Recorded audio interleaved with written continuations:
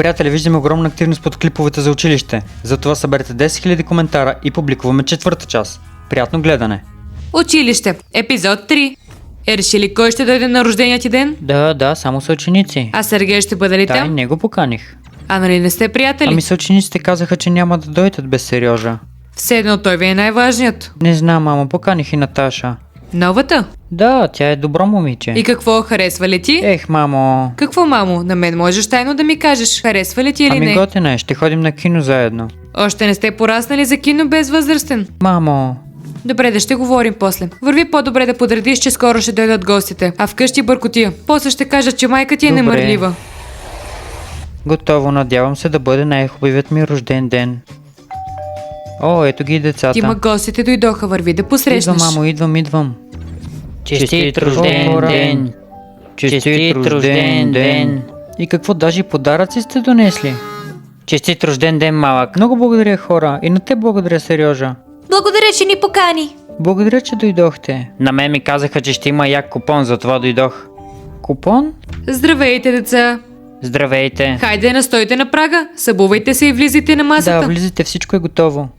Дима, подготвихме ти подаръци. Защо? Не трябваше, просто исках да се съберем заедно. Ето затова дойдох без подарък. Какво? Сергей, ти си ти, а ние сме си ние.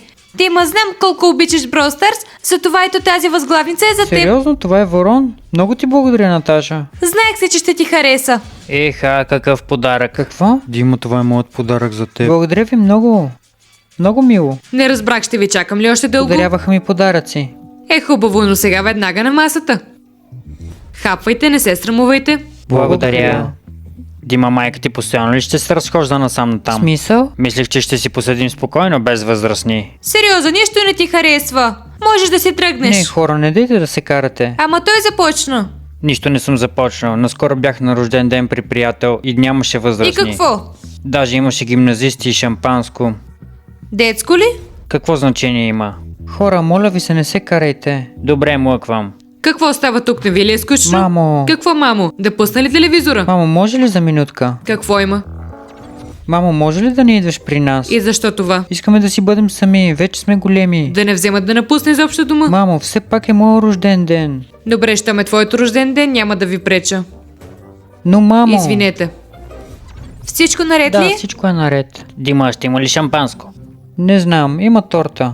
Аха, торта. Ясно, партито ще е скучно. Сериожа, никой не те задържа тук. О, Наташа, исках да те попитам за колко купи подаръка на Дима. Какво? Това теб какво те интересува? Просто искам същата възглавница. Дима, ще ми я подариш ли?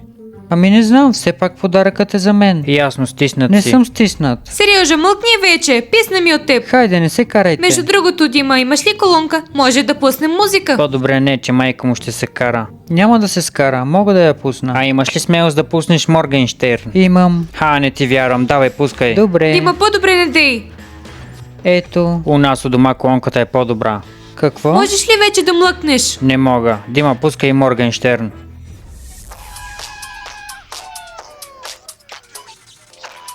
Браво, не се оплаши. Дима, Мамо? може ли за минутка? Някой ще го отнесе. И всичко заради теб. Казахте, че не искам да чувам такава музика в тази къща. Но, мамо, децата поискаха. А ако поискат да скочиш в кладенец, ще скочиш ли? Не, просто...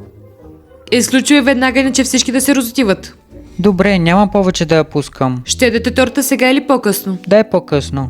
Добре. Върнах Какво, се. майка ти скара ли ти се? Не, просто попита кога да донесе тортата. Хайде да пуснем онзи трак. Кой? Отново се напивам, отново казвам с Богом. Стига с тази глупост вече. Наташа? Тя изключи колонката? Хайде бе, скучни сте. Пък ти си много забавен. По-забавен от вас. На предишния рожден ден играхме дори на бутилка, а тук е като в детска градина. Ами може да играем на градове? Или да почнем домашни? Просто предложих. Добре, тогава хайде на желания. Става, нека е на желания. Дима, може би не трябва. Какво? Той е страхливец, ще си сплаши да изпълни. Не съм страхливец и няма да се оплаша. Тогава да играем. Хайде. Задавай. Ти можеш ли да изпиеш цяла чаша вода? Това ли е всичко? Ами да. Лесно.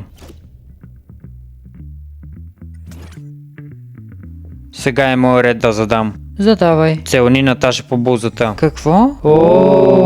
Няма да го направя. Тя да не би да не ти харесва? Това не е твоя работа. Значи не ти харесва. Харесва ми. Всички ли чухте? Каза, че му харесва И Наташа. какво? Хайде да питаме Наташа. Какво? Наташа, харесва ли ти Дима? Това е тъпа игра и няма да отговарям на такъв въпрос пред всички. Получава се, че Наташа не харесва Дима. Престани, това е тъпа игра, наистина. Значи си загубил. Не съм загубил, но това желание няма да изпълня. Тогава ново желание. Подари ми възглавницата. Да ти подаря възглавницата? Или си загубил. Дима, не я давай, това е моят подарък за теб. Наташа, такива са правилата, иначе е загубил.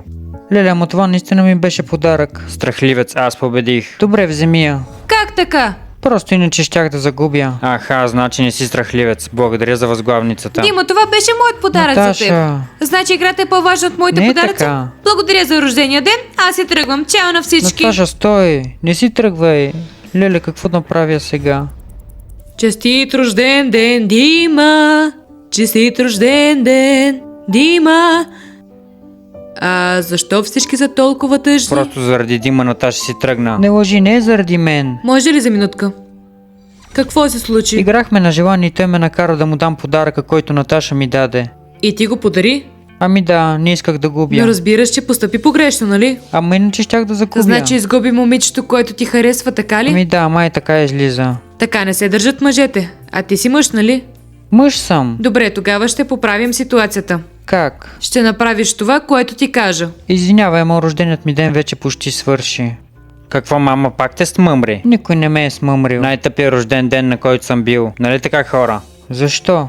Ясно, възглавницата вече е моя. Не, няма да ти я дам, това е моят подарък. Аха, значи си загуби и пак Да, не даваш. загубих, но възглавницата остава при мен. Тогава си я дръж. Какво правиш? Това е моят подарък за рождения ти ден. Защо го направи? Хайде, момчета, да тръгваме. Тъп рожден Тъп си ден. ти. Късметлия си, че майка ти е у дома, в училище ще си поговорим. Махни се. Чао, загубеняк. Леле, какво направи той? Наташа, благодаря ти, че се върна. Не исках да се връщам. Не знам защо поступих така, извинявай. Добре, прощавам ти. Но с Сергей трябва да направим нещо. Той няма да те остави на Ами мира. може би наистина трябваше да кажем на директора. Не, тук трябва нещо друго. Какво тогава? Между другото, наистина ли ти харесва? Ами много си мила.